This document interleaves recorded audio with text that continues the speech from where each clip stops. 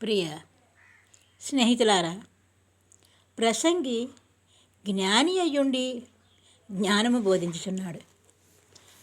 అతడు చెప్పిన కొన్ని విషయములను ఇప్పుడు మనము చదువుకుందాం, జ్ఞాపకం చేసుకుందాం.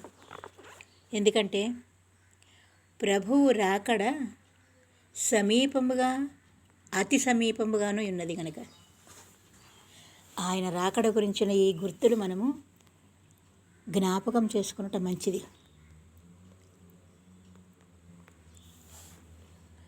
దుర్దినములు రాకముందే, ఇప్పుడు వీటి యందు నాకు సంతోషము లేదని నీవు చెప్పు సంవత్సరములు రాకముందే, తేజస్సునకును సూర్యచంద్ర నక్షత్రములకును చీకటి కమ్మకముందే, వాన వెలిసిన తర్వాత మేఘములు మరల రాకముందే, నీ బాల్య దినములందే నీ సృష్టికర్తను స్మరణకు తెచ్చుకొనుము. బాల్యమున సృష్టికర్తను స్మరించుకొనుట మంచిది అని ప్రసంగి ద్వారా ప్రభు మనకి చెప్పిస్తున్నాడు. బాల్యము సరిగా ఉంటే జీవితమంతా చక్కగా ఉంటుంది.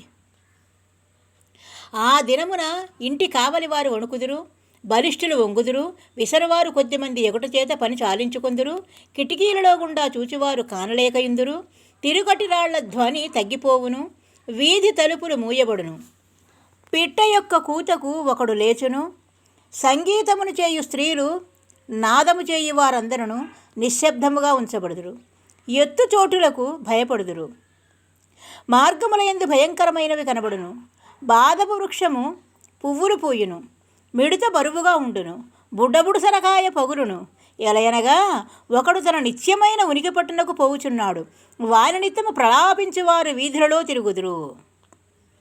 వెండిత్రాడు విడిపోవును, బంగారు గిన్నె పగిలిపోవును, ధార యొద్ద కుండ పగిలిపోవును, బావి యొద్ద చక్రము పడిపోవును, మన్నైనది వెనుకటి వలనే మరలా భూమికి చేరును, ఆత్మ దాని దయచేసిన దేవుని యొద్దకు మరలా పోవును. సమస్తము వ్యర్థమని ప్రసంగి చెప్పుచున్నాడు. సమస్తము వ్యర్థము. ప్రసంగి జ్ఞాని అయ్యుండెను, అతడు జ్ఞానులకు జ్ఞానము బోధించెను. అతడు ఆలోచించి సంగతులు పరిశీలించి అనేక సామెతలను ఆక్రమించుకొనెను. Praise the lord. ఆమేన్.